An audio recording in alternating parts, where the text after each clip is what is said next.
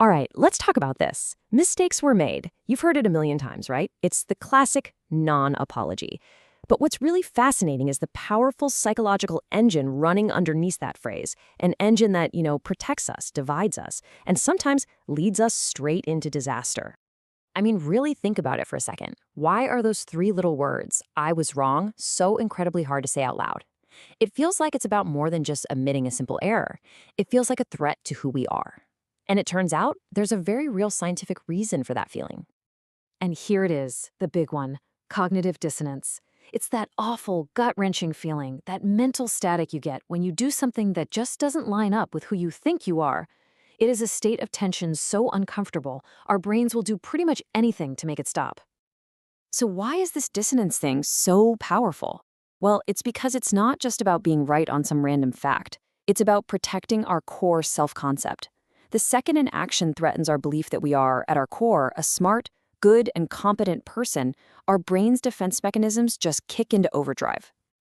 This is such a great way to visualize how we get from a tiny mistake to a massive, unbridgeable divide. It's called the pyramid of decision. Picture this. Two people start at the very top, basically on the same page. But then they each make one small choice, say to cheat on a test or not, and they justify it.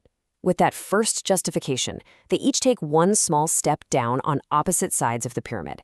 And with every new justification, that distance grows until they're way down at the bottom, miles apart, completely convinced they're right and the other person is a fool. So let's see how this actually plays out in the real world, starting with the place it can hurt the most, our relationships. I think we've all seen how small disagreement can somehow blow up into a huge battle. And the reason, so often, isn't the disagreement itself. It's the endless justifications that come after. Okay, look at this. This right here is a total game changer. Happy couples, they give each other the benefit of the doubt. So if a partner snaps, they'll think, oh, they must have had a really stressful day. But unhappy couples? Nope.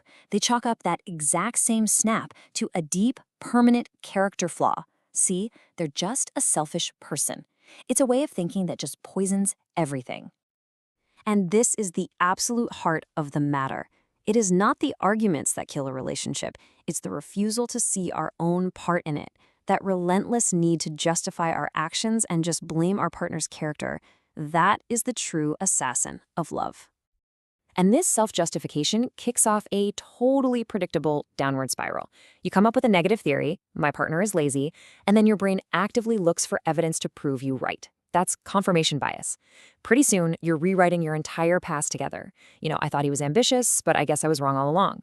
And then anger is replaced by contempt, which psychologists will tell you is one of the single biggest predictors of divorce. Okay, so we've seen this dynamic in our homes. Now let's scale it up to our institutions, where, believe me, the stakes can be life and death. The exact same psychological gears are turning, but the consequences of being wrong are just catastrophic. This is the top of the pyramid for the justice system. The moment an investigator becomes convinced that a suspect is guilty, that's it. Dissonance and confirmation bias just take the wheel. The goal is no longer about finding the truth. It's about proving their first hunch was the right one. And this tunnel vision has really serious effects. Evidence that contradicts the theory gets ignored. Interrogators use tricky techniques because, in their minds, they have a core belief that only a guilty person would ever confess. And what's really shocking is that when DNA evidence later proves someone is innocent, it can be brushed off as a mere technicality, just to avoid that crushing dissonance of admitting, I made a terrible, life-altering mistake. This quote, it's just chilling, isn't it? It is a perfect, unbreakable circle of self-justification. This isn't about being evil. It's about a deep-seated belief in your own infallibility, a belief so strong it makes it nearly impossible to ever correct yourself. And the potential scale of this problem is just staggering. Researchers estimate that if all prison sentences got the same level of scrutiny as death row cases, we might find something like 28,500 wrongful convictions. Now that is a number that creates a ton of dissonance for anyone who wants to believe our system is basically perfect. So let's zoom out one last time to the biggest level of all, nations and global conflicts. It's the same pyramid of decision, the same burning need to justify, the same blame game. But now it's being played out on the world's stage, fueling these endless cycles of violence. This is the question, isn't it? It's at the heart of almost every single international conflict. And the answer, of course, totally depends on who you ask and where they decide the story actually begins. Each side has their own narrative that paints them as the victim who is just responding to the other side's aggression. Let's take the Iran hostage crisis as an example. For most Americans back in 1979, the story started in November with what looked like a totally unprovoked attack on their embassy. But for many Iranians, the story started decades earlier, back in 1953, with a US-backed coup that got rid of their democratically elected leader. So depending on your starting point, who the bad guy is and who the victim is completely flips. And this brings us to a really terrifying psychological loop.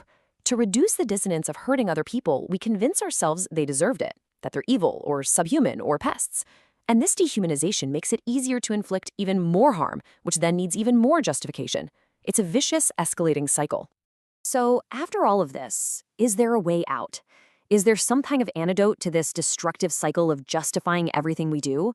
Well, yes, but it's not easy. It means we have to do the one thing our brain is wired to fight against. Admit we made a mistake.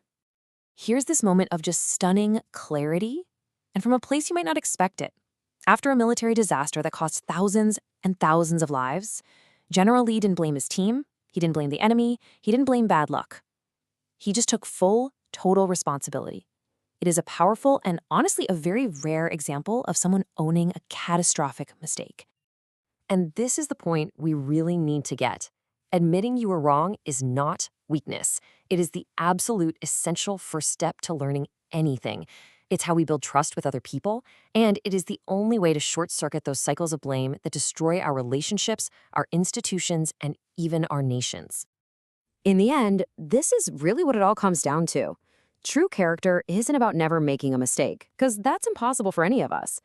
It's about what we do in that moment of uncomfortable, dissonant truth when we realize we've messed up. Do we justify or do we learn?